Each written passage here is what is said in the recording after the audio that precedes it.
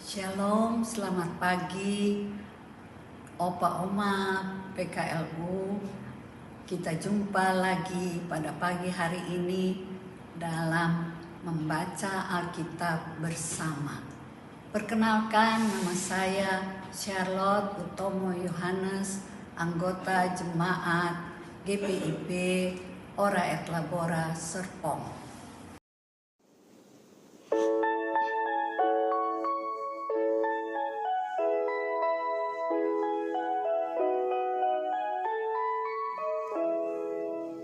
Jika padaku ditanyakan apa akan ku beritakan pada dunia yang penuh penderitaan, kan ku sampaikan kabar baik pada orang-orang miskin, pembebasan bagi orang yang ditawan, yang buta dapat penglihatan, yang tertindas dibebaskan. Sungguh tahun rahmat Tuhan sudah tiba. Kerajaan Allah penuh kurnia, itu berita bagi sedunia. Mari Opa Oma PKLU, sebelum kita membaca Alkitab bersama, kita berdoa. Ya Tuhan, Allah Bapa kami yang bertata dalam surga, kami naikkan ucapan syukur kehadirat-Mu di pagi hari ini. Engkau telah membangunkan kami semua dalam keadaan sehat, sejahtera, tanpa kurang suatu apapun juga. Terima kasih Bapa. Di pagi hari ini kami akan membaca firman-Mu dan merenungkannya lewat sabda bina umat. Kami mohon ya Tuhan, Engkau terlebih dahulu mengampuni dosa dan salah kami. Berikanlah kami Roh Kudus-Mu agar kami boleh membacanya dengan baik dan benar ya Tuhan. Terima kasih Bapa. Ampuni sekali lagi dosa dan salah kami. Dalam nama Putra-Mu Tuhan kami Yesus Kristus kami berdoa. Amin. Mari Opa Oma, kita membuka Alkitab kita dari Kolose 4 ayat 7 sampai 9. Kolose 4 ayat 7 sampai 9. Kolose 4 ayat 7 sampai 9 mengatakan, semua hal ikhwalku akan diberitahukan kepada kamu oleh Tikhikus, saudara kita yang kekasih, hamba yang setia dan kawan pelayan dalam Tuhan. Ia kusuruh kepadamu dengan maksud supaya kamu tahu akan hal ikhwal kami dan supaya ia menghibur hatimu. Ia kusuruh bersama-sama dengan Onesimus, saudara kita yang setia dan yang kekasih, seorang dari antaramu.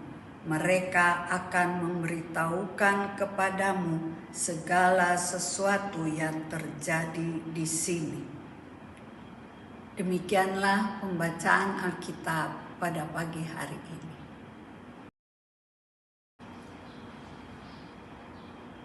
Topik renungan hari ini berjudul Pelayanan Bersama. Kolose 4 ayat 7b mengatakan kawan pelayan dalam Tuhan. Opa Oma, Paulus seorang Yahudi memanggil Tikhikus sebagai saudara kita yang kekasih, ayat 7, untuk menegaskan bahwa Yesus hadir untuk semua bangsa. Paulus dan Tikhikus memang berbeda latar belakang, namun mereka menjadi satu tim dalam pelayanan. Demikianlah Paulus memperlihatkan kepada jemaat di Kolose bahwa kendati para pelayan memiliki keberagaman latar belakang, namun mereka satu dalam melayani Yesus Kristus. Hal ini sekaligus menunjukkan betapa pentingnya pelayanan yang dilakukan bersama. Paulus juga memberi ruang yang besar kepada Tikhikus dan Onesimus dengan identitas mereka yang berbeda untuk melayani dalam kebebasan. Alhasil, Tikhikus memberi yang terbaik dari apa yang dimilikinya, yakni kesetiaan dan dukungannya kepada Paulus agar pemberitaan Injil dapat terus dilakukan. Injil kerajaan menjadi penting sebab Injil itu memulihkan kehidupannya. Di samping Tikhikus ada juga Onesimus yang disebut sebagai saudara yang setia dan yang kekasih. Ayat 9. Demikianlah Tikhikus dan Onesimus sama-sama bekerja dalam pewartaan Injil dan pelayanan jemaat. Melalui suratnya, Paulus menunjukkan bahwa ia dan kedua koleganya peka terhadap kebutuhan jemaat Kolose dan bersatu dalam pelayanan bagi mereka. Suatu keteladanan yang masih diperlukan hingga masa kini. Kesatuan pelayanan menjadi berarti ketika dihadirkan dengan semangat pertumbuhan jemaat. Dengan demikian, pelayanan dapat terarah dengan baik sebab mereka tidak melayani diri mereka sendiri, melainkan jemaat Tuhan. Dalam konteks keluarga, sikap demikian juga perlu dijaga dengan baik, yakni peka terhadap kebutuhan pertumbuhan fungsi keluarga. Orang tua yang melayani Tuhan akan menjadi teladan bagi anak-anak untuk memahami ajaran Kristus dalam tindakan.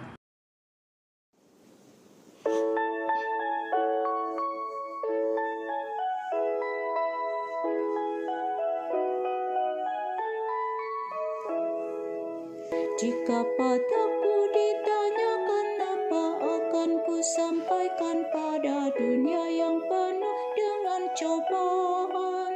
Aku bersaksi dengan kata tapi juga dengan karya menyampaikan kasih Allah yang sejati.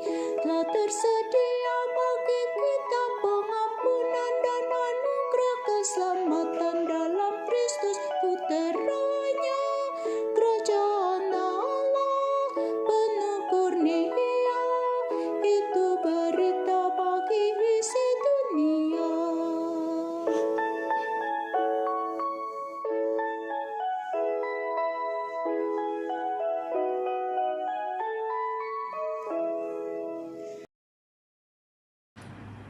Opa Oma, setelah kita membaca ayat Alkitab dan renungan, mari kita berdoa. Ya Bapa, terima kasih untuk berkat kesehatan sehingga kami boleh bersekutu dengan Engkau dengan membaca ayat Alkitab juga renungan. Berkati kami agar kami bisa melaksanakan firman-Mu. Berkati kami agar tetap tekun dan bersemangat melayani sesama kami. Berkati persekutuan dalam keluarga agar selalu berpengharapan. Berkati anak-anak dan cucu-cucu kami dalam kehidupan mereka. Berikan kami semangat sehingga di usia kami saat ini kami tetap produktif.